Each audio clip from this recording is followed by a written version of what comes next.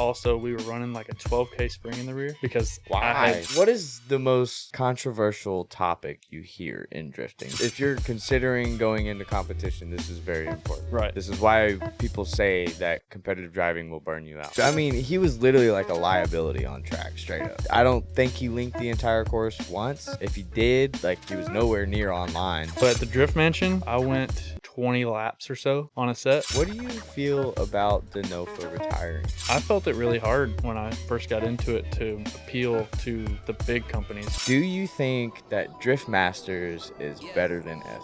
They said that I couldn't do it, so I went and did it. W's only, you know I've been. Welcome back to the #1 Drift podcast on YouTube. I am Dawson, and we have today. I'm Tyler Berry. Hell yeah. Thanks for coming out. Had a decent little drive. It was about 4.5 hours, right? It was about 3 hours, 3.5. Oh, okay. So you're closer than all the way to Knoxville. Yeah. Well, Okay. I'm Right. in North Knoxville, actually, but it's really not that bad of a drive. I always feel like Knoxville's further. Anyways. But before we get into the podcast, don't forget, go ahead and look down below the video. If that subscribe button is still red, go ahead and click it and hit that bell notification while you're at it, so you're always updated with every episode. Also, if you do want to be on the podcast, don't forget you can email me at thecircleofdrift@gmail.com. And just make sure to put the subject as drift resume so I can sort it out and actually find you. But other than that, the reel, if you want to be the spotlight of the outro, don't forget you can make a reel on Instagram, tag me. The one with the most likes at the end of the week will be spotlighted on the outro. So other than that, that's all I got. So if you want to introduce yourself a little bit. All right. So my name's Tyler Berry. I been drifting since 2017. Drive a LS powered E36. Just love driving. Try and do whatever I can to drive. It's a fun sport. I love drifting. Grew up around motorsports pretty much my entire life. Dad was European auto mechanic, and then he was also a crew chief for some road racing teams. So I got to travel with him a little bit, and got the bug at a really early age. I think it was about 14. I went to VIR, got the bug. I wanted a car.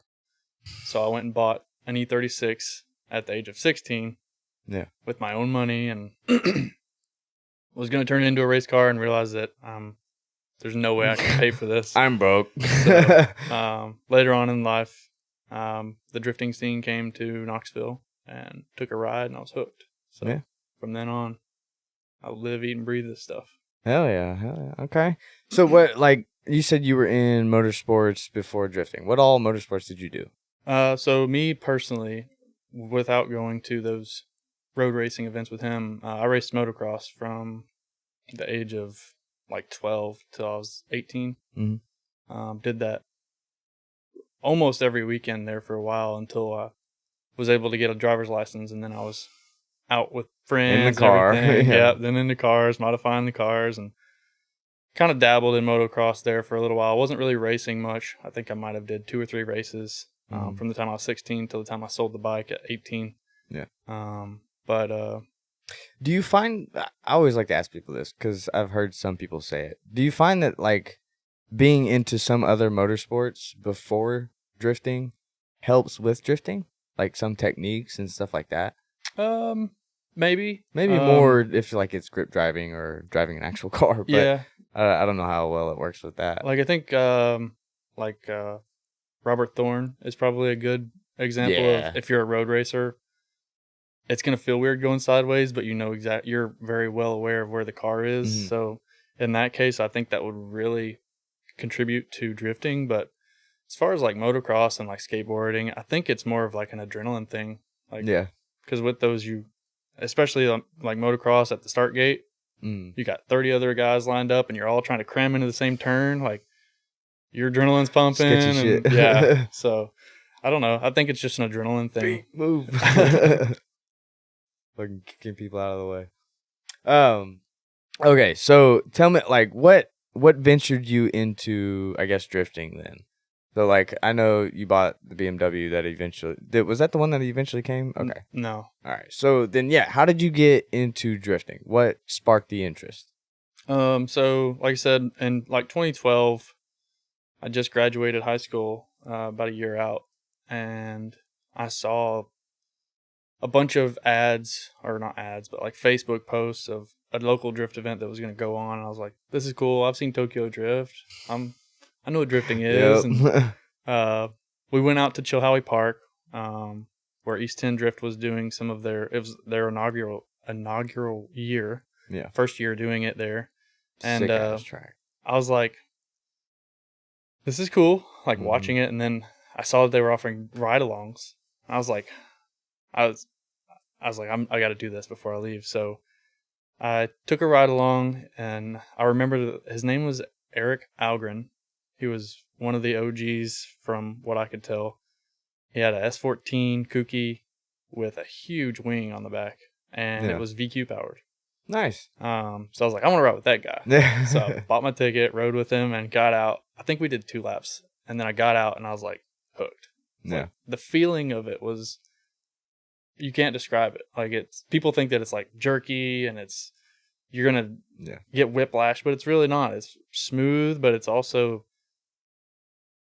taming the uncontrol, being out of control, but in control Still in of it. control, yeah. So I have yet to have someone get in the passenger seat and not get out smiling ear to ear. Whether they were like, I never want to do that again, but like they were still smiling. Right. And that's one thing I love about it is you can change people's, like at Chilhowie a couple of weeks ago, like somebody who had never been in a car, but they've always heard me talk about it. Mm-hmm.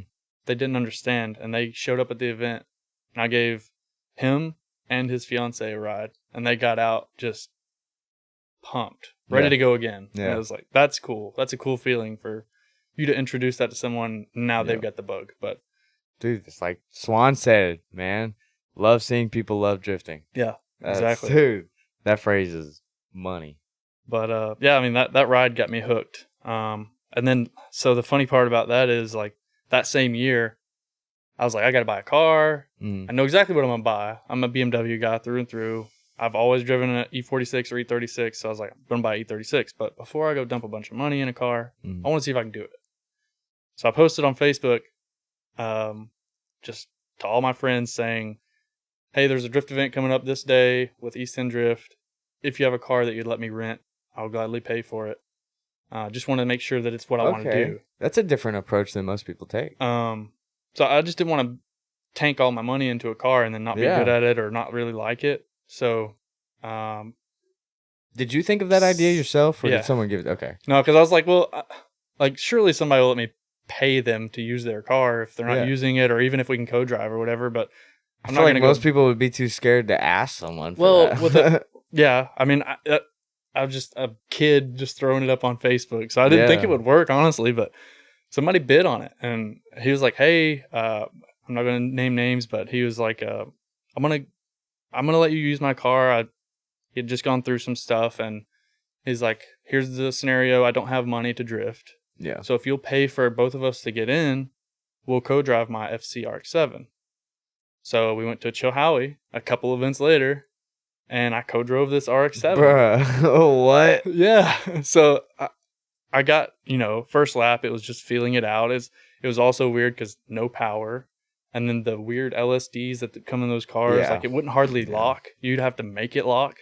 So I had to figure that part out, figure out how to handbrake.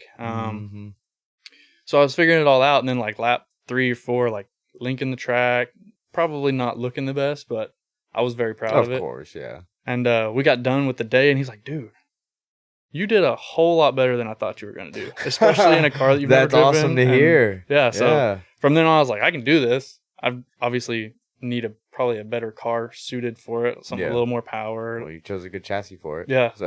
So I bought an E36 right after that. It was a 4-door E36 328, and I basically daily drove it for a little while, and then I decided I'm going to be an adult and I'm going to get an apartment. So I got an apartment and went to go get furniture, and the furniture I picked out for my apartment was going to cost me $2,800. Tried to apply for financing. They're like, you don't have any credit. So I had to sell the car. I got $2,800 out of the car. Bought my furniture. Just enough. Right. I had it posted for like $3,500, and the guy came to test drive it, and he's like, yeah, I really like the car. any way you'd take 28 for it? And I was like, yep, take it. I bought the car for like $2,300. So that's exactly. How'd you know? How'd you fucking know? Yeah, get this shit out of my way. Yeah, exactly. So I unfortunately had to sell it, and that was back in 2012. And then it wasn't until 2016 where I had a steady job. I was making good money, and I bought another E36. Guy was parting it out. Yeah. The only thing left was the seats, steering wheel, and the engine. He had already gutted everything out. Well, I mean, it still had hood, doors, blah, blah, blah. But, well, yeah. I reached out to him. I was like, what would you take for the car as is? And he took $800. I drove it home, and then that's what I have now. Sick. So from there, I just added, handbrake. Stayed with stock angle for like 3 events. Stock power for a year or 2. Welded the diff. Damn. So the first car, you never even took it to the track? I never even modified it. Like it was just a daily for a little while, and then I just didn't have time. Yeah. I owned it for probably 2-3 months, and then decided to do the adult thing and wrecked my drifting dreams. Okay, so your first event, what was the setup on the car? So the first event was literally just BC coilovers. Yeah. Shout out BC. ASD handbrake, welded diff, and I threw a giant wing on the back just to look cool. And I wanted the racing livery look, so I added a livery. It was just like cut out stickers. Yeah. Added those to the car and went driving. Drifted that way for like 3 events, and then leading a train of like 10 people at Bristol, I spun in front of them. Caused a huge pile up. Might have been someone that totaled their car that day, so I got angle after that. That was the day I decided I needed angle.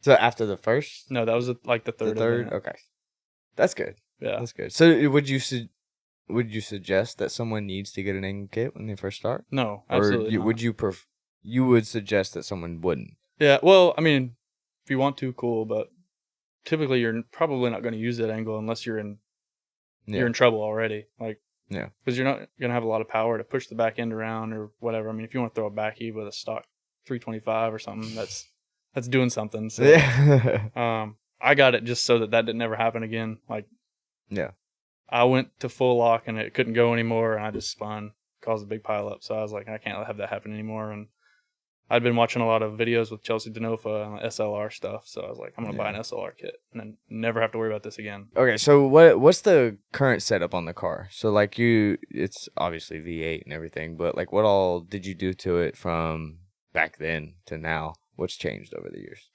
So from then to now, like, I guess it was like 2018, we decided we wanted to compete. Probably wouldn't be best to compete with 180 horsepower motor, so we built the turbo motor. It was still a BMW engine, and tried that out for a little while. It was the BMW fucks out there. It was an M50, M52. We stroked it out to a 3-liter and just made it bulletproof with head studs. The basics. Head gasket, but ran it for a little while. It was OBD1 car, or OBD1 setup, so it was a blow-through MAF, and we had issues with it. And I was like, I'm done having issues with a BMW motor at the track, because nobody has BMW motors at the track. So not only trying to find parts for it, but people don't know about it. So when something's broken, they don't know where to look. Everybody had LSs, so like this was like Clutch Kickers 2020. LS strikes again. And I had issues with it. Drove all the way to Florida and didn't even get to make one clean practice lap. Oh, that sucks. Because the car kept breaking up in mid-run, and then it's time for qualifying, and made it to the last turn, and the car broke up and straightened. I was like, okay, I got a second run. It's just I don't know if it was a tune at the time, or we had changed plugs, we changed knock sensors, we cleaned the MAF. Like, I don't know if it was just a bad tune. I mean, it's a chip tune, so we'd have to send it off and have them send us another. Fuck. So we just tried to make it work, and went out for qualifying run 2. Same thing. Last turn. Like, so qualifying run 1, we tried third gear, and it seemed like it was happening more under load. So we aired the tires down for run 2, and I tried second gear. Yeah. I was like, this is working. Yeah. Made it to the last turn. And it went blah, blah, blah, blah, blah. Started cutting up again. So on the way home, I made the decision. I was like, we're putting LS in it.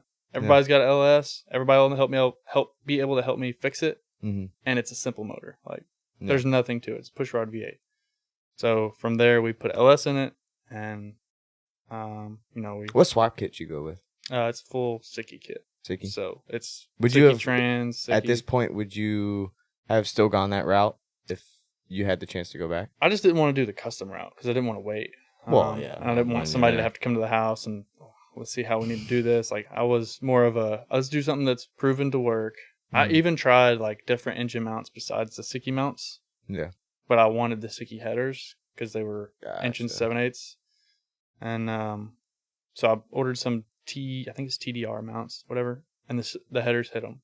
So I had to order the Sicky mounts. So it's a full Sicky kit, but I'm just the kind of guy that I'm impatient, but also like if I see that it works, I'm gonna use it. And if everything has to work together, like the Sicky headers won't work unless you use the Sicky mounts. Mm-hmm. It makes sense. Yeah. That's fair. So, okay. Whenever you put the LS in it, was it just a bone stock LS? Did you do anything to it, or like the basic like cam, throw a cam in it and send it? Yeah. So it was pretty much went and bought a LQ9 from a guy and tore it all down. I wasn't gonna tear it down, or wasn't gonna tear the bottom end apart. I was just gonna leave it and just basically do cam, valve springs, retainers, push rods, all that. Just build the top end. Yeah. And I was like, well, I'm going to pull the pan because I want to see if bearing material is in there. Well, we pulled the pan, and I pulled one main bearing. I was like, if the main bearing's good, or if the first main bearing's good, I'm going to leave it. Because people say if you don't take it apart, it's not broken. Leave the magic in there, baby. I was like, I have to know because I don't want to go through all this trouble and it just throw a bearing first round. Yeah. So I pulled the first main bearing and it was toast. So I packed it all up, took it to a machine shop, and they basically did all the bearings, re-ringed it, cleaned everything really well, put a new oil pump on it, and a cam, built the heads, and that's how it was still a stock 6-liter pretty much. Yeah. Just so you had to do a little bit extra to it, but it was by force, kind of. Yeah. You had no choice. Yeah. So it was just a mildly upgraded 6-liter, and then the Holley High Ram I think is where I got most of my power from. Yeah. How much did it cost you to fully do the swap? Like mounts, everything. Yeah, like from taking the BMW motor out, you got a blank slate. What all from that point to starting? I'd say after the motor and all the stuff, I still used the BMW trans, so I didn't have to buy a trans, but even the swap kit on that was pretty good chunk of change. I want to estimate that I probably had like maybe 8 or 9 in the swap. Okay, that's not as bad as I expected. Yeah. With the trans kit, I already had. Well, yeah, with the trans kit, everything. I probably spent 8,000 or 9,000. Huh. Okay. So if you would have swapped the trans too, what would that have been? I mean, a T56. If you would have gone, let's say, thrown a CD on it. I've never priced CDs. I don't know anything about CDs. I know a lot of people use them. But in a while. It's been years since I've even looked at what the price of them was. When I was Last time I sold mine, it was like $1,200 or some shit. Yeah. So that was like not in the cards for me at the time. Yeah. Like, when I was thinking of if I were gonna swap the trans, the only thing that I knew of was a T56. That was the only thing in my mind when I was. So I was like, well, I've got a BMW trans. So which honestly, I don't even know why I said CD. You'd probably go, I would say Magnum over anything. Yeah. And those were $3,500 or $4,000 at the time. I was like, I'm going to use the BMW trans. Yeah. So. How much are T56s now? I've not priced one since then. Probably. I mean, I've had a buddy of mine. He had an extra one and he was going to sell it. He's like, I'll sell it to you for what I got in it. I think he wanted $2,500 for it. But it was brand new. Like he had just had it rebuilt and everything. But I don't know. They don't last for shit anyways. Yeah, that's what I've heard. Yeah. Whoops. So, what coilovers do you run on that? Currently, Feel. Feel? Okay. We were on BCs originally, but switched to Feel. Just because who I was working with at the time had a pretty good relationship with them. Nice. Okay. Hell yeah. Well, what for I guess the coilovers, what was the big difference? Did you see any difference when you transferred over at all? So when I did the change, it was such a big change Yeah. that I couldn't tell you if there would be a difference. What do you mean by big change? So with BC, I was running the divorce setup, but also we were running like a 12K spring in the rear because Why? I had done all this research when I was putting the car together, and for the power level I was at and for what I was doing, grip wasn't really a. You're trying That's to get fair. rid of grip That's with fair. 180 horsepower, so we did a 12K spring, and then like later on when we started competing, somebody was like, "Why don't you lower the spring rate?" I was like, "Okay." Well, I found a guy that had the same coilovers, but they were a 10K in the rear. I lowered it to 10K, night and day difference. I was like, "What if I went lower?" So Yeah. we were like, "Well, I would like to have the true rear coilover anyway," and that he was working with Feel at the time, so we basically had Feel spec it for us. They were like, "What are you doing?" We told them. Okay. And they were like, "Well, let's keep your front spring," because the front spring was at like a 10K. He's like, "We'll keep the front spring. It's fine for an LS E36. We'll just swap the rear to a 5K." So the rear is a 5K true coilover. So that was a huge difference. But I'd say if I were to... If you could explain that difference, do you think you could? Because explain I can't. the true coilover and the divorce setup, what the feel? Because like for me, whenever I went from no rear arms and then putting rear arms so I could zero out my camber, dude, that was like a whole different car experience. Yeah. Like I can't even describe it. Like, do you think you'd be able to describe that? Are you talking about the spring rate difference? Yeah. Oh, it's a night and day difference. Yeah, I mean, like we went from just cranking the settings all the way down, like to full soft, Yeah.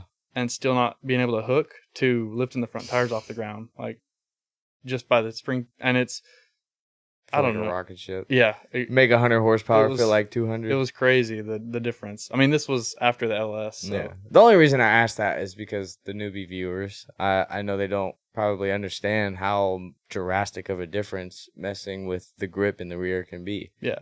So, Well, literally, it was a whole new car for me. with competition, it's a must. Like you have to have that grip. But of course. like if you're coming out in a stock Z, I definitely wouldn't recommend a 5K. Yeah. spring. You're not gonna be able to spin tire. But Yeah. yeah, I mean, if you've got power, if you can spin the tire, which you always have the adjustability to go up too. So if you make it too competitive, you can always dial grip back in or back out of it. So Yeah. Hell yeah. Well, all right. So let's kind of jump away a little bit. You started this sticker company. Mhm. When did this kind of come about, and like why did you want to jump into it? So little history. Back at the time when I had the E36, the first time when I started wanted to drift, Mhm. I actually owned a sticker business then. Oh, cool. I was in college, working full time, and then I had this sticker business on the side. It was something I really found interesting, like wrapping cars and putting cool stickers on cars.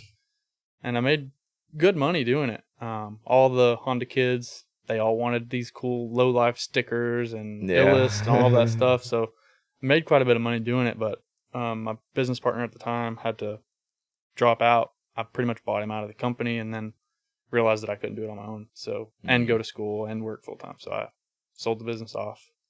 And then here recently, being a part of trying to run your own program, you want things to give out to people whenever you go to the events. And stickers is a pretty cheap but cool thing to give out. So I hit a company up, asked them, what lead time was and how much it would cost. They gave me a price and a lead time, and like, okay, cool. Well, then I was like, let me shop around locally and maybe I'll just go pick the stickers up. Yeah. And the quickest lead time I could get was like 2 to 3 weeks. Jesus, what the fuck? For 75 stickers. And I was like, what if I could just do this myself? Yeah. And also, like, I wanted to create a business for myself that I would have fun with, but also I kind of wanted to use it as I want to help other drivers that have the same idea as me. Like, let's promote. Like, I want to make an affordable promotion for them. So I was like, I know tons of drivers that would love stickers. So we'll just, I'm going to buy this business. And I went all in. Like, I probably overbought, but I wanted to make sure that I didn't outgrow it in a year, Like, this is production level equipment that I bought, and I can produce hundreds of stickers quickly. Yeah. And so I decided to go all in. So I purchased the equipment and basically did it. I did it for myself. Yeah. To try and start something of my own. But also, like I said, I wanted to help others because I knew what I was going through, like trying to get stickers. So I try and pride myself on, I want to do quick turnarounds, and also I want to make it affordable. So that's kind of where I'm at. Has it been working out for you so far? Yeah, it's been honestly a lot better than I thought. I actually surprised my wife whenever I first started doing it. She was like, "Yeah, I don't know. I mean, it's just a sticker." Yeah. I talked to her about it. I, showed her pricing of what we'd charge and how we could make it. And then, like, we're like 5 months into it now. And she was talking to one of her friends the other day, and she was like, yeah, somehow the sticker business is doing really well. I mean, sorry, babe, I didn't mean to offend you, and I didn't think it was going to work. But I was like, it works. I mean, we're doing really well. I mean, and this has all just been word of mouth too, right? Like, you're just hitting people up saying like, hey, you need some stickers, I'm here. Right. Yeah. I mean, as far as like drivers go, I mean, Wesley Cloud was one of the first people I sent stickers to. Like, his stickers were the first to come off the press or the machine. I was like, I know of a driver that probably needs stickers. I'm going to try this machine out. Yeah. And I'm just going to send him some stickers. Wes is so by the book. He definitely wants stickers. Yeah. I mean, and since then, he's hit me up for multiple other orders. It's just because. Oh, dude, like, at the Riverside 50K, he was like, take 5. Here you go. Here you go. Like, just throwing them out. I'm that's like, what, damn, dog. That's what they're for, though. Like, yeah. And they're cheap. Like, you can buy hundreds of stickers for dirt cheap. Like, it's not. Yeah. It's going to cost you something, but versus other ways to, like, if you want to give out a free tire, like, that's stickers are better than a $130. business card. Changed my mind. That's honestly what I use for my business cards. Really? As a sticker. Hell yeah. My brother with his media company, I'm like, I'm not going to make you business cards. I'll make you stickers. And I put his Instagram handle on them. So any event he goes to, he just hands them out. Nice. And the other day, he's like, man, at that Chill Howie event, you don't know how many people I saw with my stickers on their car. And I was like, that's what it's for. Yeah. Like, just rip it off and stick it. Yeah. But yeah, so far, so good. Good looking. Mm-hmm. Hell yeah. Well, cool, dude. That's awesome to hear. What, like, I guess, what's your expectation moving forward with it? Where are you trying to get it to? Or do you want it to still kind of just stay more of a side hustle, or you want it to be your main job? It's kind of hard to. I have a great job, like a day job as it is. Mm-hmm. So as much as I would love to stay at this job, if somehow the sticker stuff overtakes it, I'll full-time focus on doing that. I mean, that's the end goal, is to always have a business that's thriving enough to where I can do it full-time. Yeah. So I would love that. Like, that would be amazing. It's just like with the job I have now, it's kind of like I hope it gets to that point one day. Yeah. But have you ever like tried any ads or anything on social media for it? So when I first started, I think it was like the third job I did for a buddy of mine. I used the content that I made with his stickers and created an ad and ran it on Facebook. I think I spent like $20 to run it over the period of 5 days. Yeah. I don't know that it helped, but it was also a very small amount of money. So yeah, I can't. That's not, especially on your first one, and Facebook too. Fuck Facebook ads. Oh my God. But like, dude, truthfully, my advice to you on that would be Tik Tok Shop. Because not only that, if you can get it on Tik Tok Shop and then just have like pre-made ones, just stickers that you have that you design yourself or whatever the circumstance is, you can fucking download them off of Etsy and change them a little bit. Right. But having it available on Tik Tok Shop, and then people that get them from you, they can do their little video on it and make commission off of it and do all that stuff. Like, finding a way to incorporate it into online sales, I think it is going to be good for you. Yeah. That would be cool. So TikTok has a shop? Dude, yeah. Has its whole like shop space now. And literally, if you scroll through TikTok, I swear to God, every like 2 to 3 videos, the bottom of the video says eligible for commission, and it has a TikTok shop link to some fucking product, and it's some dipshit saying the most random stuff about a product. Like, I use this product to do this, and it's changed my life. No, it hasn't. You're just trying to make money. Anyways. I never even knew that. But, like, dude. But I'm also never on TikTok. If I'm Yeah. on TikTok, it's like you can probably see. Like I'm just on TikTok posted. to post. I posted a video the other day, and that was the first time I posted since probably the beginning of the year. Just because I don't like getting on TikTok. Yeah. But people hate on TikTok, but the reach on it is pretty wild. I think I just got tired of seeing a bunch of little girls dancing. It's not that anymore at all. Like, I tried to go through and make the algorithm say Motorsports only, and Yeah. it still seemed like it was Motorsports, girl dancing, Motorsport, girl Yeah. dancing, guy dancing, girl and guy dancing. Like, it was still just a bunch of these dances that everybody was doing. Yeah. So I got off of it for a while, and then here recently, somebody told me, they're like, you have to be on TikTok. So I'm like, okay, I'm going to study this TikTok thing. Yeah. I've gotten on it maybe a handful of times since then. But it's just, it's another place to post something, and it just takes time. Really all it is. Okay, so from getting into drifting when you did to now, what is something that you kind of, you wish would change in drifting? Like, something that's, maybe it's grown, like, into the industry over time, or it was always there, or never there. Honestly, don't even know. Whether about events, about Yeah, I mean, parts, people. I feel so. Mine's the attitude, always. People's fucking attitude. No, I love people's attitude.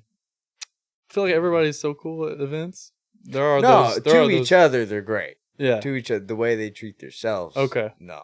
And the way they talk about, like, I just don't understand the complaining aspect of drifting. Yeah. Why we're here to have fun. Right. But just have fun. That's Yeah. it. Just whatever. Yeah. That's definitely the motive for any drift event is Yeah. just make sure you're having fun. I think so. One thing that I've been thinking about lately, I've seen some videos that kind of struck a nerve with me. And that's like all these Pro-Am events.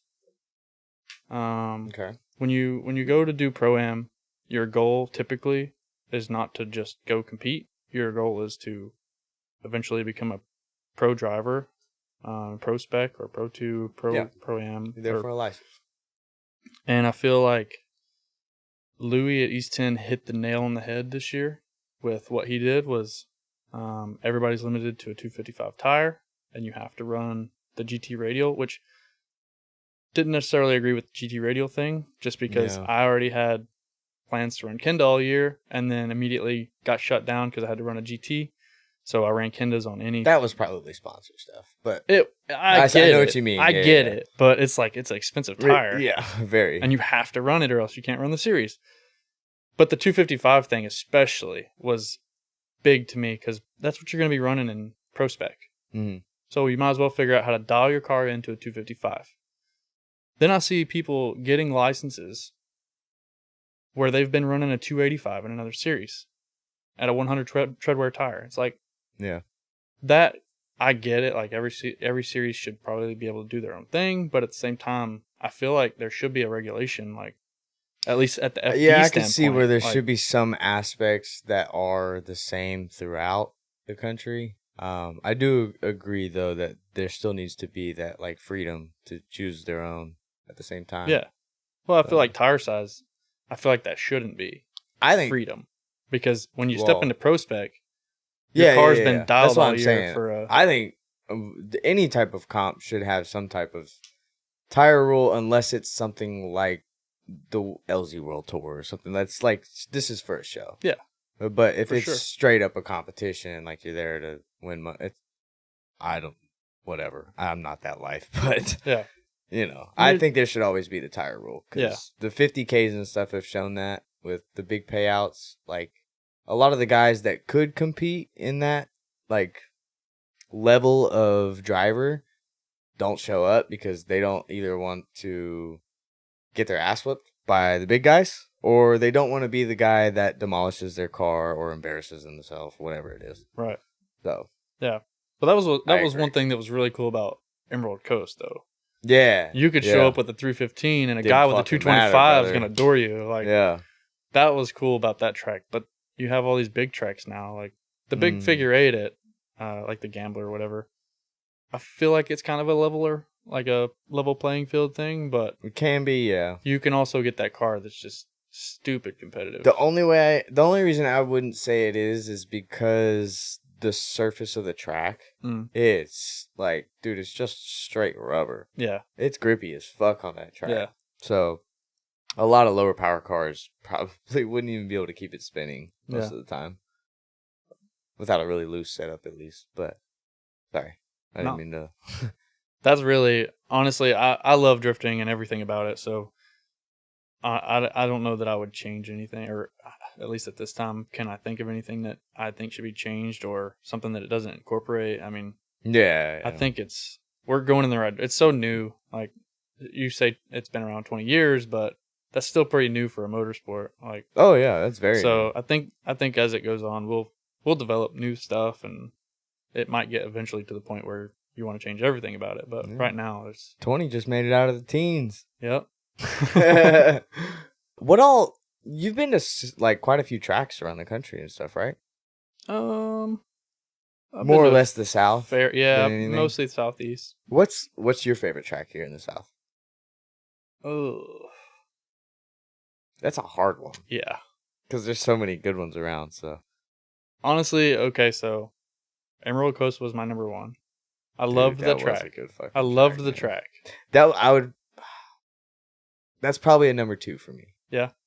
Number 2. That was the number one for me, and it was a fun track, but it was also where I found my edge. Like that's where I started becoming better and better and better because I was competing against the best guys in the country. You had to.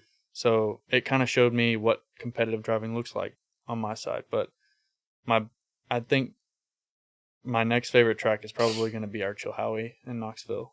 It's fun to be around the home crowd, and the elevation change is cool, and it's cool being able to, when you come back up over the hill, you're looking at houses, like you're surrounded with houses. No, yeah. So you're like in the middle of the city, so it's really cool. But that's crazy. Huh. Yeah, I mean, I don't think there's been a track that I didn't really like. Typically in Knoxville, we're running in parking lots a lot. So yeah, that does suck for out there. It sucks, but like those will fall at the bottom of my list. But yeah, it's kind of where I started, so I get it. Like, it's a big open space, you can't really screw anything up. But yeah, dude, I'm a little bit like deluded because I just haven't been to as many tracks as most people. But something about Mid Pond, dude. I knew you were gonna say that. Something about Mid Pond, bro. It just every time I love it. I've been there once. Really? It was one of those, like, so myself and Connor O'Sullivan, we're gonna go down there one weekend, and last minute he was like, I can't go. I was like, I've already got the car loaded. I've already purchased my pass. Yeah, I'm going. So we went. It was a great time. I loved Mid Pond. It was just I think the only thing that I didn't like about Mid Pond was the mud. Oh yeah, it was Mud wet pond. when you went. Yeah. It had just rained. Yeah. But you dirt drop, like, you don't want to dirt drop there. Just mud drop rather. Yeah. You don't want to drop. Yeah, you're slinging mud everywhere. Yeah. It's but that was a gross. fun track, and it's technical. Like, yeah, it's very technical. Some places, like, I guess, let's see, if you go by the pond, you make that hairpin, and then you go up to the kink, and then come around that other hairpin. Yeah. I tried to do everything I could to just link that all in one. I did it. And it was the most rewarding feeling ever. But like I think it's a challenging track. You gotta in a Z. I loved it because you really gotta work for it. Mm-hmm. But I feel like it's gonna get a little bit more boring with more horsepower in the car now. But we'll see. I don't know. It'll still be a fun track. Man. It's just, I think, as narrow as it is, that's kind of my turn off, is there's no room for error. Dude, so did you drive it before they extended it? In certain areas? Yeah. I don't know. So like that middle hairpin, like you come around the pond, there's a hairpin, and then long sweeper to another hairpin. There's an extension there. on both sides. So when you're coming around the sweeper, a lot of times you drop a tire right there when you transition. You extended it right there, and then around the backside coming around is extended about 4 or 5 feet out. Okay. So you kind of loop it better, and then where you have to do that quick little manji, Mhm. and then you're in that back hairpin to the straight. Yeah. Okay, so I don't think I Flows remember dirt so much dropping better. there so much. Like, Oh yeah, after the the first big time I drove sweeper? it, dude, I was dirt dropping everywhere. You just couldn't help so it. I don't think it was extended. Let's see, I went in 21. It was like mid-season 21. No, it should have been. Yeah, it was extended Was it? by then. Yeah, because it's been fucking 3 years since I've driven. And it was extended then? Yeah. Okay.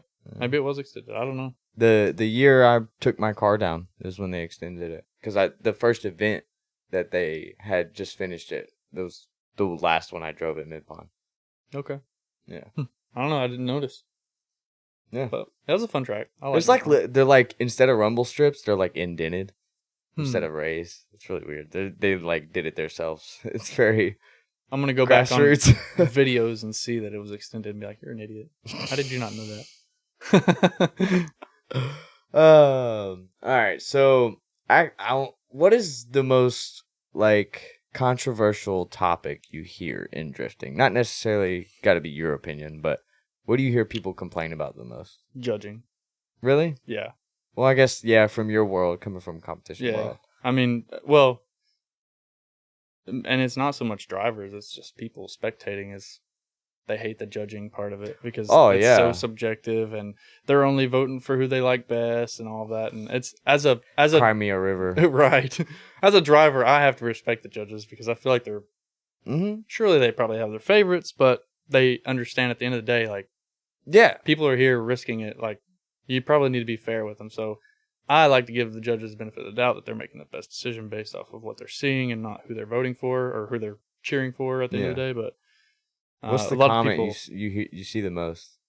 just that, like, they're only voting for their favorite. Oh, Like, we'll just say at an LZ event, like, it's like, oh, LZ's going to win. It's his event. It's like, you can't think that way. Like, these judges know that people are saying that. So they're not going to do that. Yeah, but the fucking dumb thing about that is the comp doesn't even matter at the World Tour. Right. They're literally just putting on a show. It has nothing to do Yeah. with the comp. The comp's just there because it's easier for the spectator to comprehend Yeah. and know what's going on. But just things like that. Like, the judges know who they're. Some people back in the day were saying that FD is scripted. It's like, bro, it's not scripted. Dude, I saw someone comment that the other day. I was like, how do you still believe this? Yeah, they're like, editors, if you can just change it to Chelsea wins or whatever it was. I think I saw that on the Max Driftcast. That's pretty funny, honestly. Oh, I hate people like that. Sorry, that's just, fuck you. Yeah. Keep commenting, though. You help out. Yeah. Tremendously. You're up on the algorithm. Okay, so what actually gave you the motivation to jump into competitive driving specifically? Like, why did you want to go that route instead of just fun stuff? So this is a question that I've actually been asking myself for the past year. Trying to figure out, like, because 3 years in a row at Pro-Am, we've placed 4th. Yeah. And to me, there's a reason why. I'm a believer, and I believe that there's a reason why I've placed 4th, like, whether it be I'm not ready or maybe this isn't where I'm supposed to be, but I've actually been asking myself this question quite a bit, is why am I doing this kind of thing? And that's the competitive part. And this is important. If you're considering going into competition, this is very important. Right. This is why people say that competitive driving will burn you out. So in the beginning, I wanted to compete because I wanted to drive with the best drivers one day. That was my end goal, was I want to go door to door with Von Gittin Jr. one day. Because he's a guy I looked up to. He's a guy I'd love to be on the track with. And so that was the goal. And then after doing 3 to 4 years of competing, it burns you. Like, you can go out early. You make one mistake, you go out early. You've spent all the money to be there. Like, if you don't have a really good program, you're not going to make it through a season if you're going home early. Like, so I have a competitive edge. Like, I will give you the win if you deserve the win. Yeah. But like I like to compete just because it's an adrenaline pumping thing, and Yeah. I like competing, so I thought it would be fun. But here recently, it's like I like competing, but maybe I shouldn't compete all the time. Maybe I should bring fun back, because this year especially, like it's been so taxing that I feel like in the car I've not had any fun, because I've been worried about what if this breaks? I don't have the spare part to fix it, or I've drove all this way, and if I don't get this license, like I'm done. And having that thought in the back of your mind every time you get in the car is not good. So we went to LS Fest. We also went to the Drift Mansion this year, and then we went to Chilhowie. Those were the only fun events that I've done this year out of the 10, 12 events that we've done this year. And it was at those events I realized that drifting was still fun. Yeah. So to me, it's like, If you could put it on a scale of like 1 to 10, how much more fun did you have at those events compared to all of the comp events you did of last season? to 12, like, because I'm not worried about tearing the car up, or like I'm gonna spend all this money to be here and there's a chance that I only get one battle and then I'm going home. Yeah. It was, hey, how many tires do I have? Blow them all off. Like, go find a friend, get behind them, tandem with them, have fun. Like, it was a spark back, and I was like, I want to do this more. I want to. There's a time and place for competition. I feel like maybe when my program's a little bit bigger and I have more of a budget for only doing competitions, but traveling the country doing competitions, not just traveling the South, then it might, like, I would argue that's still wrong. I would do it to when you can run those competitions, but at the same time in between them, run fun events. right. No, exactly. And That's the only way you're going to keep your taste alive. And that's one thing that I've made sure to, when I'm speaking to future partners or sponsors, it's like, I've got to make sure to stay local and do these local events because I need seat time. Because if I'm going to go to compete, like the only time in the car this year, aside from those 3 events, which happened after competitions were done, like after the season was over for competition, the only time I got in the car was at a comp.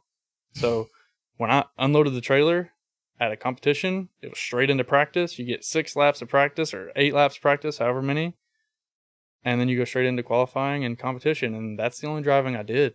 So just got burnt out. And so I'm kind of... I don't know why people don't like notice this stuff or comprehend it when they're seeing it before they get into it themselves. Yeah. It just blows my mind, because story after story after story of, I did this, I wanted to be pro, I wanted to go big, and everything just kept stopping me. Everything just kept defeating me. And then it's like that little taste. It's just getting that little taste of the fun you used to have. Yep. Of just simple seat time around and around, because you got to understand, like, is your level of competitive drive high enough for you to compensate the amount of seat time?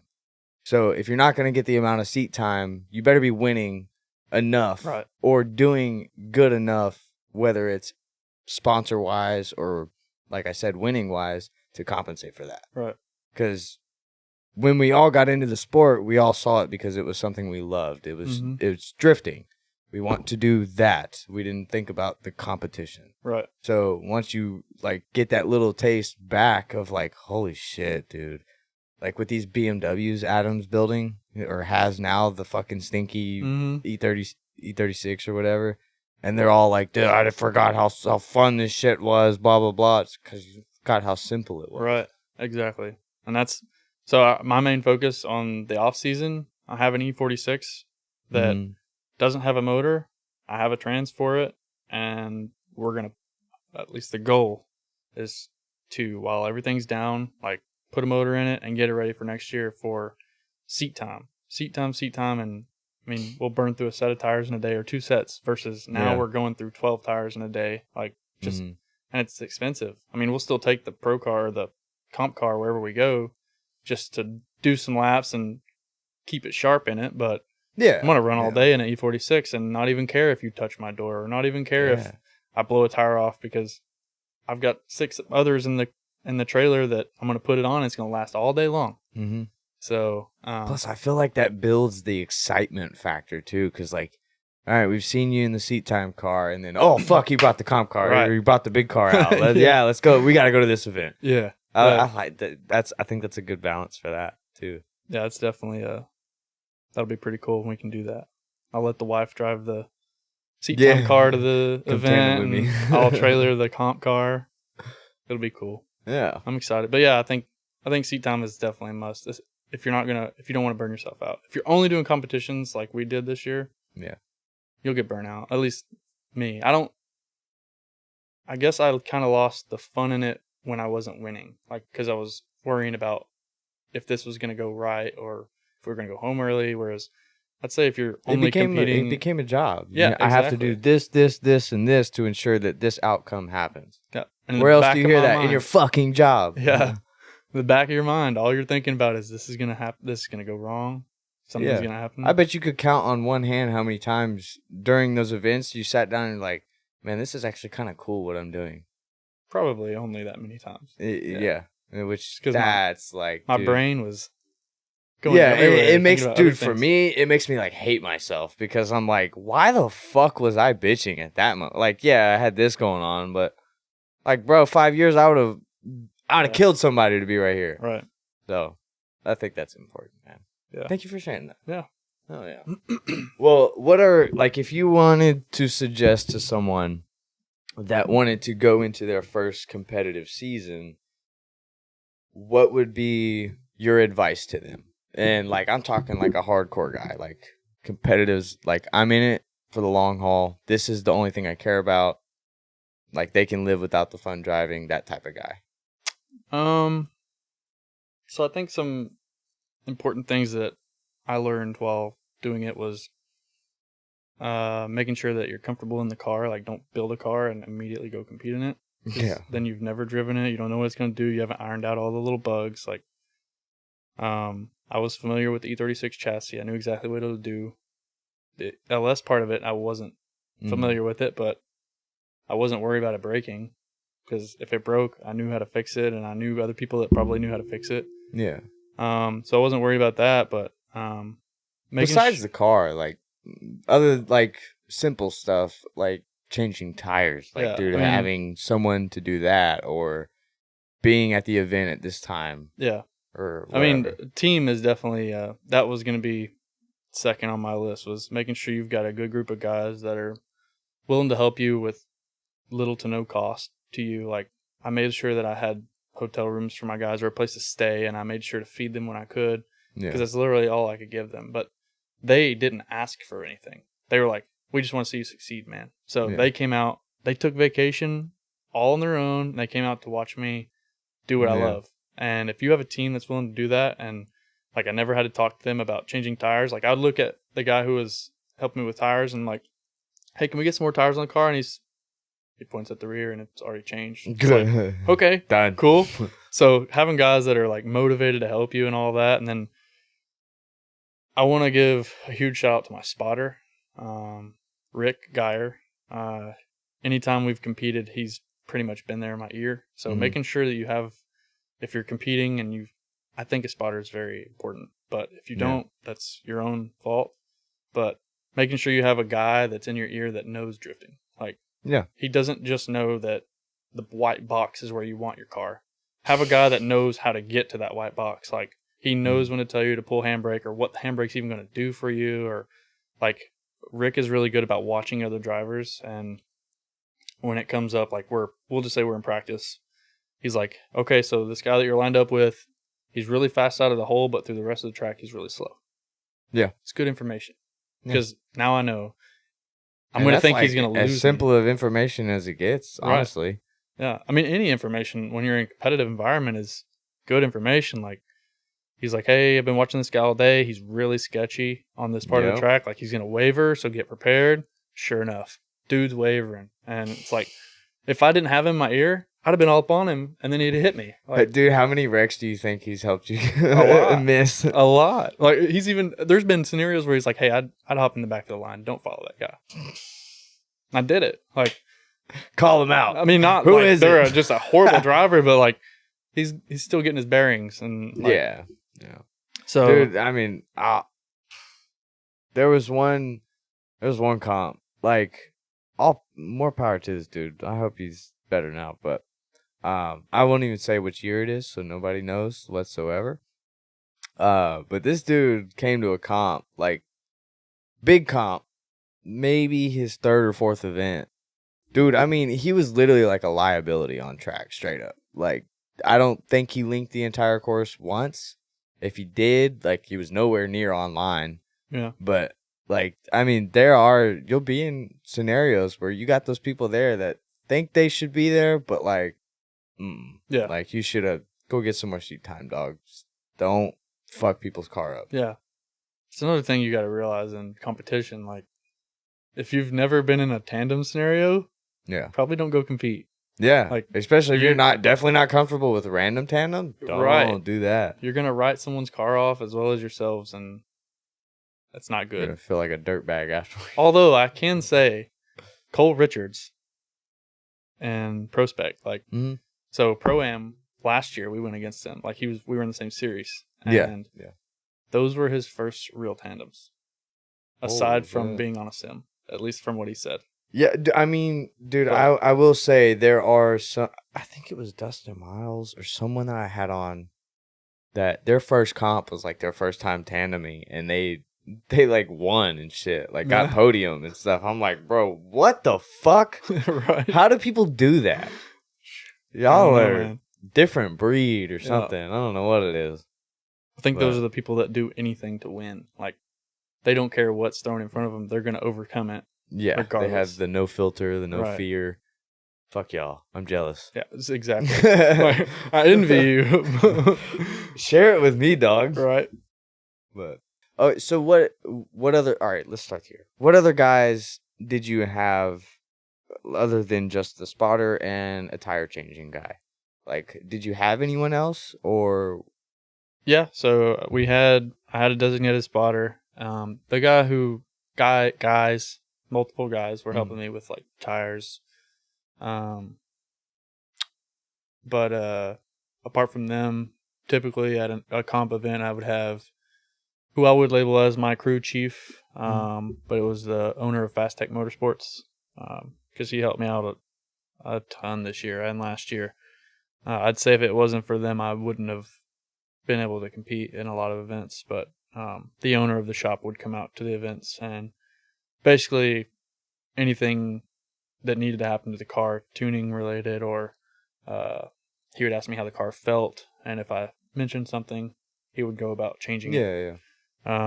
So other than them, I mean, we had more people than we could use, really. But those guys were there in case we needed something, but also just because they wanted to be there. Not a bad problem to have. Yeah, exactly. We had a guy. He was a gearhead. Like, he loves cars, but also he was really good at cooking. So we made sure, hey, if you want to cook, bring the grill, dog. Yep. And dude, his breakfast burritos, that's awesome. Fire. Yeah. Fire. But yeah, so that's really it. I mean, and it wasn't the same people every time. I had the same spotter every time. And some of the guys in the background were the same. As far as like the tire changing, the helping with fluids, all that stuff, they were pretty much the same. But there were some guys that couldn't make it to a round, so we'd be one short. But we had plenty of people. So I think our team was there was 4 to 5 guys. Yeah. So this last season, then, on average, what would you say each round costed you? I guess it depends. So if we're talking about Pro-Am rounds. Yeah. So the thing about the Pro-Am rounds was round 1 was on a Saturday. Round 2 was on Sunday. So for the weekend, I can probably give you that cost of what it cost us. Okay. But per round. Yeah. And it was because we had to use GT radials. Cost is significantly higher, but I would say in a weekend of Pro-Am with 2 rounds, we went through almost 50 tires in a weekend.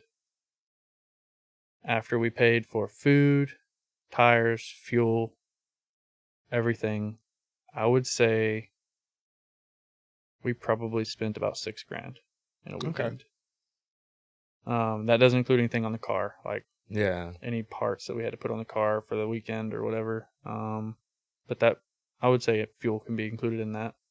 I'd say $6,000 was. Damn. How much of that was tires? Just out of curiosity. Because of GTs. Probably about $4,500 of it. Oh my god. Per round. How much were you paying per tire at the time? So Louis from East 10 had locked in a deal with Tire Stacks. They brought the tires, they mounted them, and then they took them back. So didn't take them back, took the disposed ones. Yeah, they disposed of them. Everything all in was $130 a tire. Okay, so that's not too horrible, but it's still like about 10, but when I was bucks paying less than that for a tire already, damn. But man, that sucks. Still, you still got to use your Kendas and stuff elsewhere. Yeah. For fun days, we were still using Kendas. That's where they're important, anyways. I was still running Kenda fronts, so yeah. The fun days is where your Kendas come in. Yeah, because what's the most amount of? Well, you probably can't say laps, but like the most amount of time you've gotten out of one pair of Kendas. That was actually what I was about to say. Right? Okay, cool. So at the Drift Mansion, it could have been pavement related. That now, just for some context, that was a lot of seat time. Like, they were sending them motherfuckers all day throughout grid quick. So at the Drift Mansion, I went 2 whole sessions before I switched. So I probably got 20 laps or so on a set. I want to say that one good reason is because it just rained the day before. So our first session was a little damp. But also, like, we weren't hot lapping. Like, it was get back in line or go let the car cool off, come back out. So I think I got 20 laps at least on my first set, and they weren't even brand new. Like, they had 2 or 3 laps on them at a track before. Damn. Not at Drift Mansion, like at Chilhowie this past event we went to.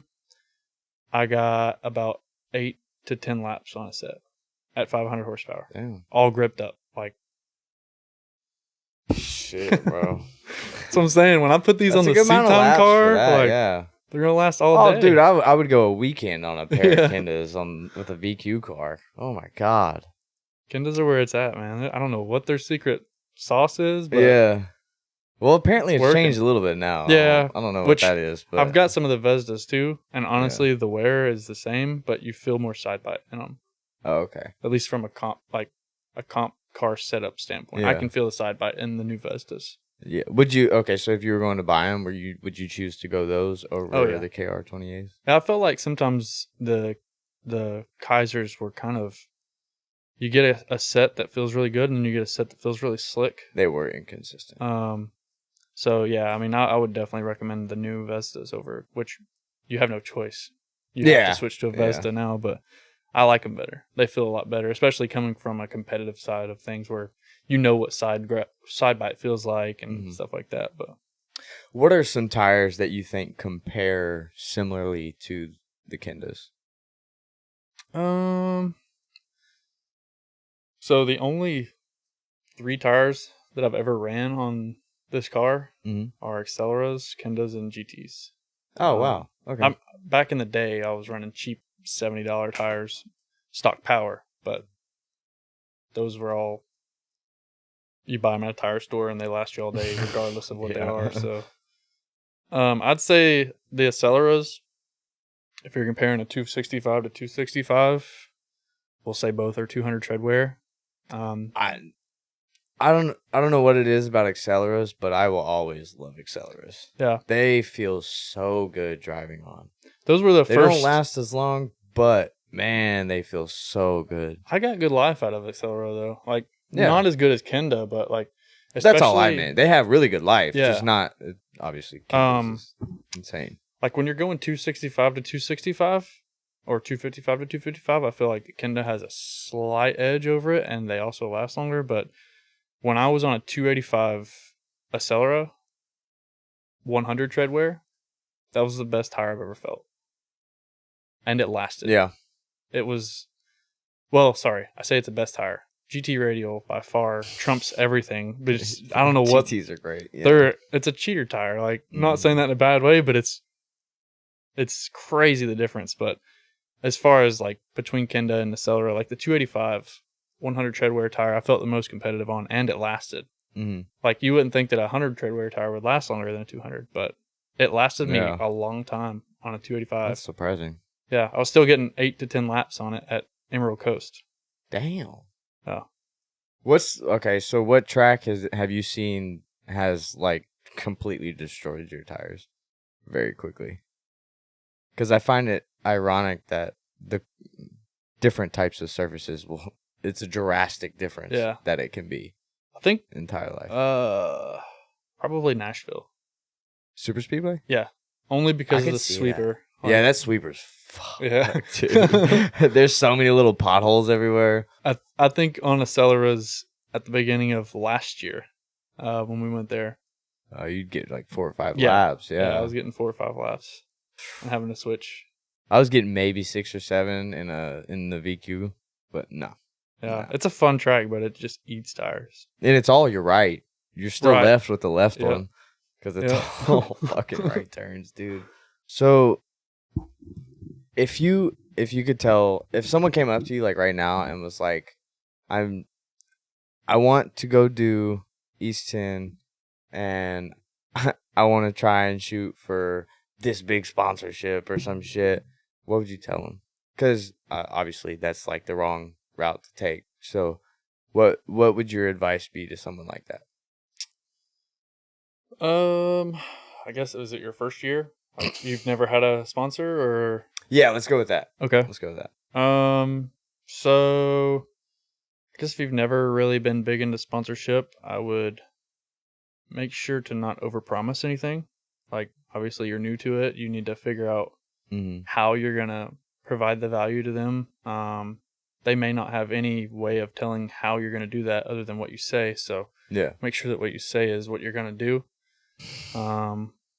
But I felt it really hard when I first got into it to appeal to the big companies. So my advice is to stay away from the big companies. Like, obviously you can approach the bigger tire company. Like, my first sponsor deal was when I was getting into Pro-Am was Tire Streets. Like, I approached them and told them what I was doing, and they were willing to help me out, put me on the driver program. So that's a good start for anybody that is going to be competing and you're able to use the tires, because tires is your biggest cost. So if you can at least get 10% off of them, like, at the end of the day, you're saving some money.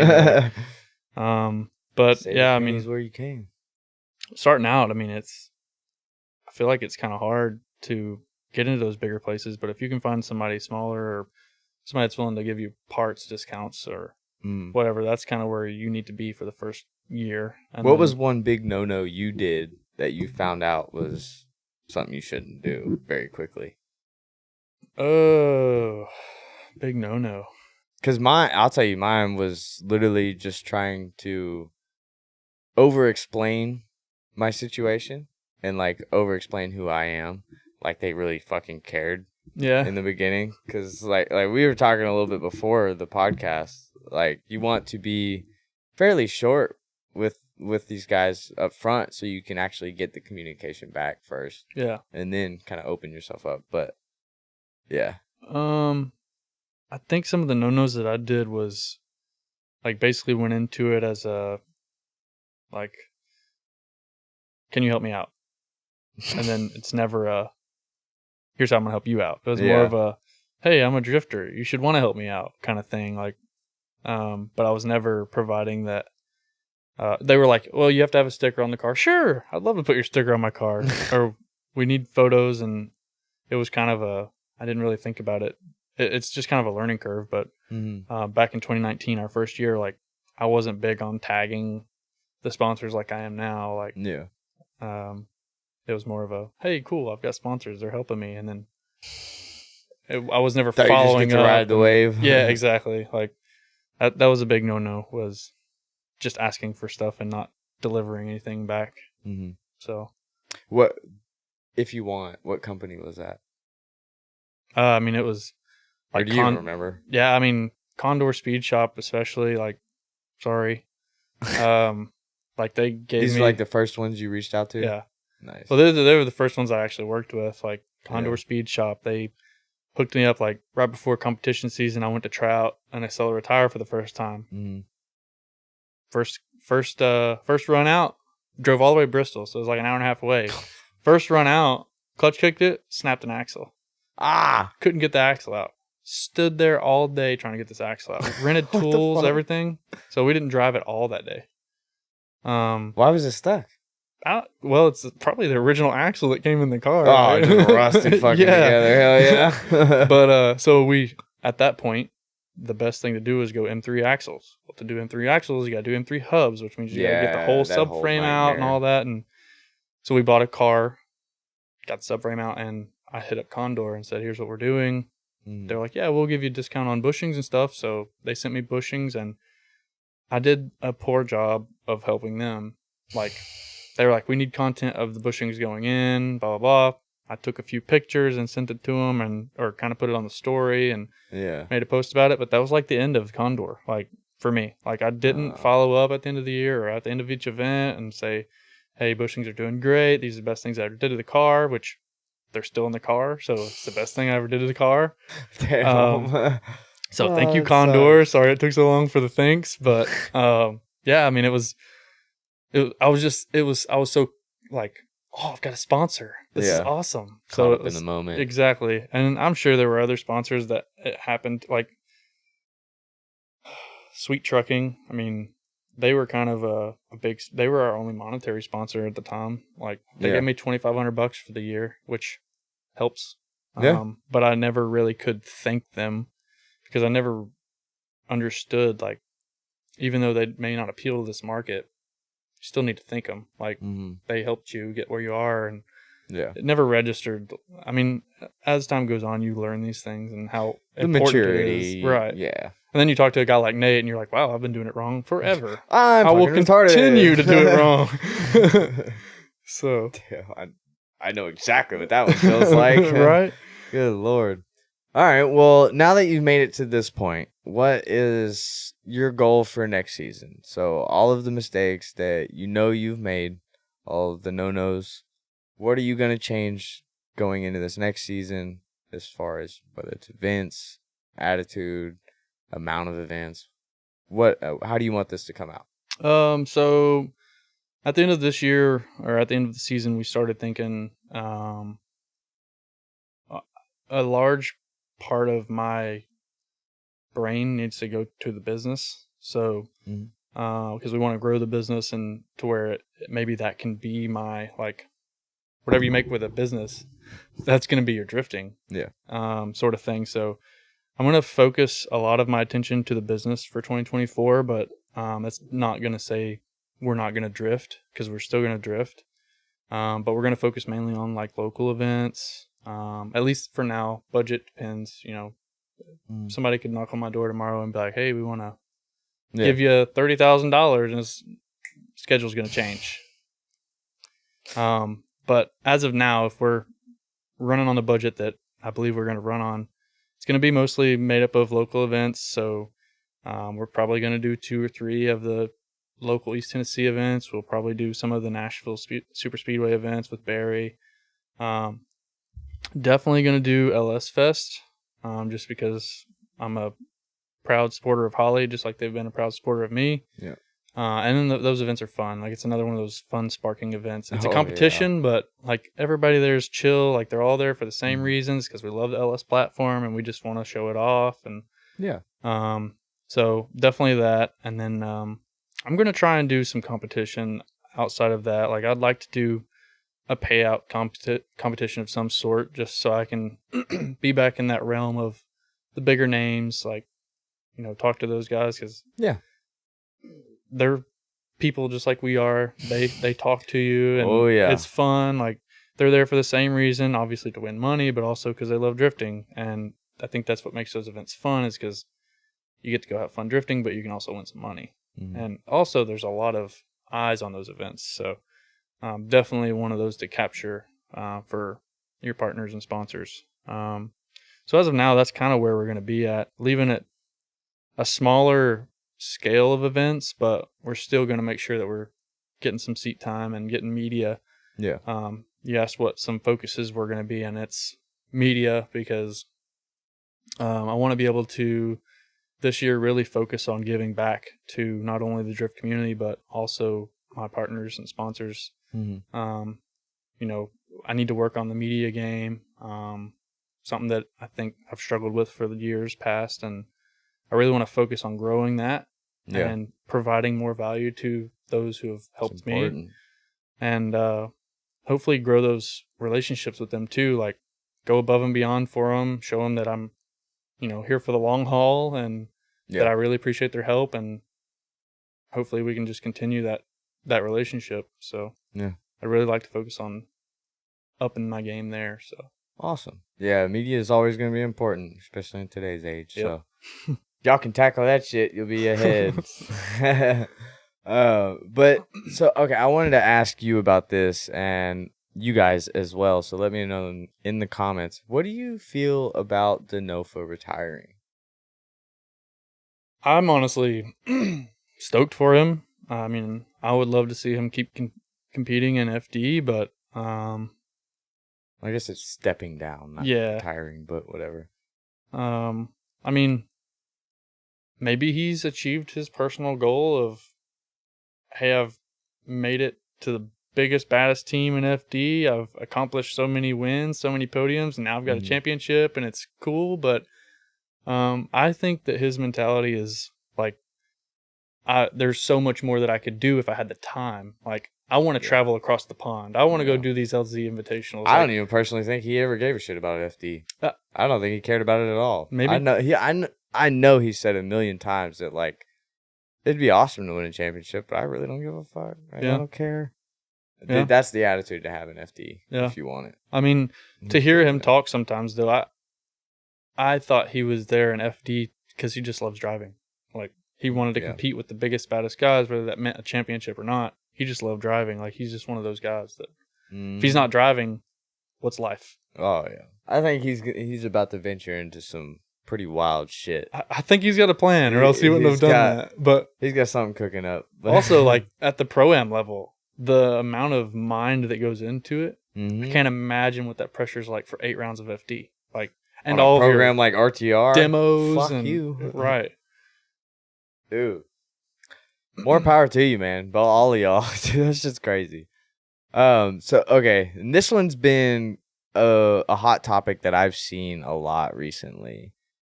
Do you think that Drift Masters is better than FD? I think each has their own. I mean, I feel like Drift Masters. Let's go from a viewer standpoint, not a driver. Right. I feel like watching, I have more fun watching Drift Masters because I won't say that it's like the things they have on the screen, because it's not, but it's the amount of different cars that you see. Like, there's so many different chassis, but it's also because they're able to do more modifications to the chassis to make them work. Like, I don't know if, like, the cage through the firewall thing. I don't know the safety aspect of it. Why you can't do it here versus over there. But I feel like there's a lot more different chassis over there than there are over here. It could be because they're not worried about making 1,300 horsepower over there. Like, typical car there is like 7 to 9. Yeah, which I think is like the most comfortable, perfect number for pro level. Exactly. Yeah, I think the horsepower game now is kind of getting out of hand. Like, it's dialed back a little bit. Yeah, but it's still there. I won't say that I don't enjoy watching FD, because FD is kind of our home turf thing, and I feel like FD is a more professional, like suit and tie kind of more white collar. Exactly. Yeah. Whereas Dave and all of them, they run a great tight ship in their own ways, but I feel like they're laughing, they're cutting up, but they also have I wish there was like a where you could throw them all in together, like all the drivers, like the FD guys versus dude, worldwide exactly championship. That'd be crazy. But I like them both, but they both have their own ups and downs. I mean, Yeah. My edge is over towards drift games and like all of that crew because I know that they run really well Those like guys are together awesome. but Drift Masters is, I won't say like it just completely trumps, but they've got the edge for me just because of, I think they're there to keep it fun more than it's a business kind of thing. Yeah. Oh yeah. More for the fans, less for the drivers. Mm-hmm. Did you see any of the LZ World Tour stuff for Australia yet? I won't say I was breaking the law and watching them qualifying on the way here, but Oh yeah. no, that's fine. But no, I actually don't even fucking care about the comp part of it at all. I just wanted to bring up Keep It Reach Shop. Did you see that? Yeah, dude, sick. Holy mother of God. That shop's insane. Yeah, and they only put it together in the past 2 weeks or something like that. Like it was a distillery or brewery before. Dude, fuck if I know. I didn't listen to that. It was a part. brewery, but yeah, that's cool. They've got the place looking good. Yeah, I've watched so many different YouTubers' videos on that, like the car reveal type videos, just to see the shop. Just so I keep staring at the fucking 2 or 3 car lifts that he has. Yeah. Those things are insane. And Taylor Ray just installed one at his shop. Oh, too. yeah. I saw that one. Good God. I wonder how much those retail. The 3-car lifts? Yeah. I don't even know. I don't even know. If you know, let us know in the comments. I'm curious. I do think it's kind of cool, like when you watch, especially in Australia, when you look in their shop and there's like 6 R34s sitting around, and here it's like I can't even see one in a parking lot. I got a few Civics back here. Does that count? Right. R34s are nothing to them over there. Yeah. R32s, R33s. It's their Altima. Yeah, exactly. Oh, that's so crazy. All right. Well, let's get your absolute best piece of advice for anyone just getting into drifting. Keep it fun. Keep it simple. Simple car equals more seat time. And more seat time equals better driving, more fun. If you're competing, it's more seat time is what you're going to have in order to win. So, in some cases. But that's any advice anybody that's ever come to me and said, how do I get into this? That's number one for me is build a simple car, get as much seat time as you can because that's where the fun's at. So, well, that's where the learning's at as well. So, win-win, baby. Oh, all right. Well, cool. That's good. Most people say keep it simple anyways. So I feel like that's got to be the best rule. advice anyways. Yeah. So, all right. Well, go ahead. Plug yourself. Plug your people. Anyone you want to shout out? Yeah. I mean, I've been doing it for 5 or 6 years now, and I plan to keep doing it, but it's without partners, sponsors, I couldn't be where I'm at, family, friends that have helped me. So, obviously want to plug family, Terry, my wife, my son Paxton, they go with us wherever we go. My friends and family that go with us, thank you for your help. Fast Tech Motorsports, Holly, Conseil, Tire Stacks. I've got a long list of help, Excess Power. You guys have stepped up over the years and you've helped, so I appreciate you. Hopefully we can continue and just keep building. But awesome. Well, hell yeah, man. I appreciate you coming on. Yeah, appreciate the invite. You came quite a bit of ways. We said it was like 3 hours, right? Yeah. It's worth God, it. you got to go back now. I'm sorry. Yeah. But that is it for this one. So go ahead and if you do want to remember the spotlight of the outro, make a reel of your car or shop, whatever the fuck, honestly. Preferably your car, because that's what we want to see. But tag me in it, and you will be entered in a chance to be the outro spotlight, one with the most likes. But, of course, go ahead and hit that subscribe button and bell notification so you are updated with every episode. But that's it. We will see you next week, every Sunday, for a new episode. Peace. See ya. Cool. Hell yeah. Stacking way up to the ceiling. Trust no bitch, can't catch no feelings. I've been taking long flights from the Bay to Ibiza. Hit home runs, I'm a ball like Jeter. I just want 4, then I leave. I'm a young pop star, call the boy Justin Bieber. Got a little money if you want, I can teach you. Whole life a movie, you can watch it in theater. Stacking way up to the ceiling. Trust no bitch, can't catch no feelings. I've been taking long flights from the Bay to Ibiza. Hit home runs, I'm a ball like Jeter. I just want 4, then I leave. I'm a young pop star, call the boy Justin Bieber. Got a little money if you want, I can teach you. Whole life a movie, you can watch it in theater.